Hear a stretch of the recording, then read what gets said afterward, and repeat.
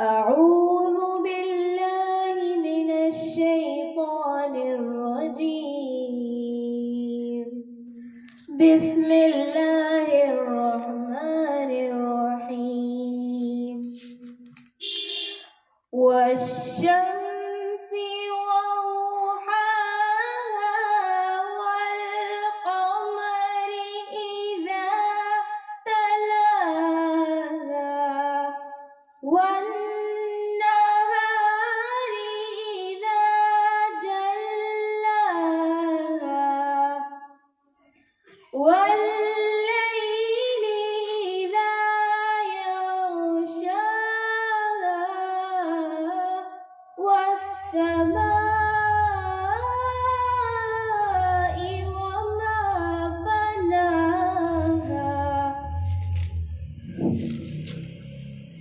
والأرض وما طحاها ونفس وما سواها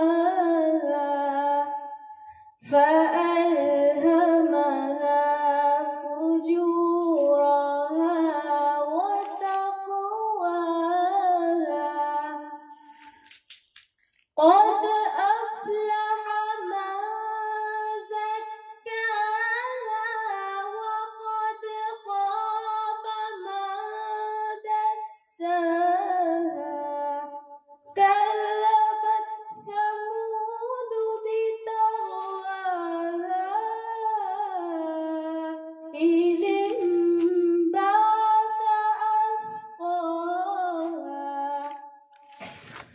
فقال لهم رسول الله ناقة الله وسقياها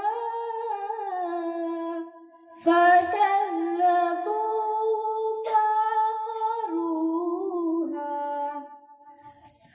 فدمدم عليهم ربهم بذنبهم فسواها ولا يخاف عقباها. صدق الله العظيم. माशाअल्लाह बारकल्लाहु फी इल्मिक अल्लाहुम्मा ज़िद फज़िद।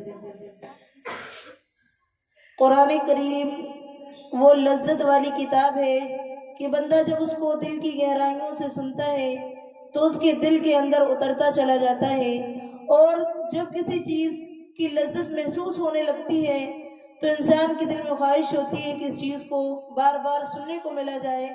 तो आइए कुरान करीम की मज़ीद और तिलावत करने के लिए मैं दावत देती हूँ।